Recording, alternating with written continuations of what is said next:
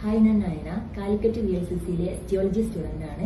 ഇന്ന് ഞാൻ നിങ്ങൾക്ക് ഇവിടെ കാണിക്കാൻ പോകുന്നത് ബയോട്ടിക് ഫേഷ്യലാണ്. ഏത് പ്രായക്കാർക്കും ചെയ്യാൻ പറ്റാവുന്ന ഒരു കെമിക്കൽസും ആഡ് ഇല്ലാത്ത നാച്ചുറൽ ആയിട്ടുള്ള ഒരു ട്രീറ്റ്മെൻ്റ് ആണ് ബയോട്ടിക് ഫേഷ്യൽ.